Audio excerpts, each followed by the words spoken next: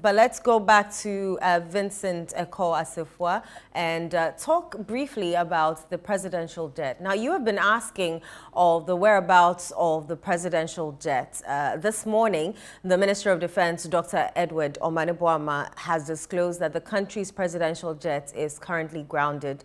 And in a Facebook post, he said that, and I quote, one, Akufo-Addo's administration run down the presidential jet, among others. Its fuel tank is even corroded. Two, the presidential jet has been in the hospital abroad for maintenance, repair, and overhaul, and may be put in fairly usable state after 3 months of therapy.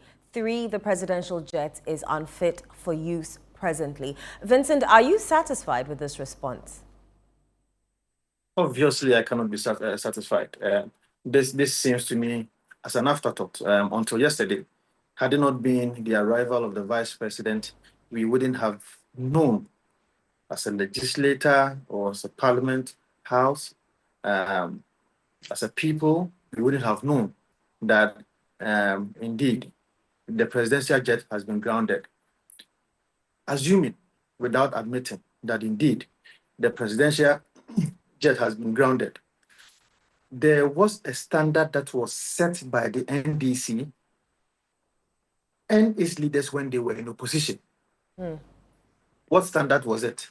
The standard was that in the event that the presidential jet is unfit for purpose for a period, the President of the Republic or the Vice President can resort to first-class tickets or business class tickets. These were things that were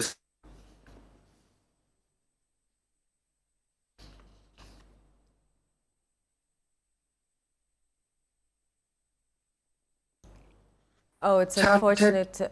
Hello, Vincent? Can you hear me? Yes, go ahead. These were things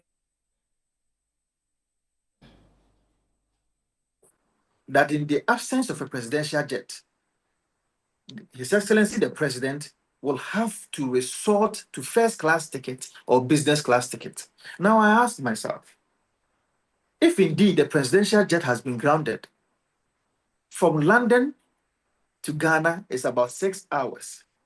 What stopped the vice president, who is now looking 20 years younger,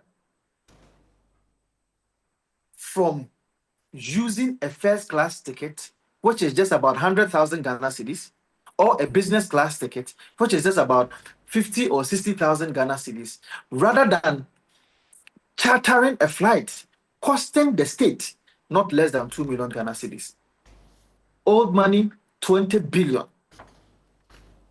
The government and the vice president could have saved this country about 1.9 million Ghana cedis or 19 billion old Ghana cedis. Today, here in Sprinters, around Community 18 and its environs, almost every 12 hours, there are lights out. If you go to Kumasi, almost every 8 hours, there are lights out in some parts of Kumasi. We are being told that we do not have enough money to be able to, as it were, purchase fuel. We have about 3 days of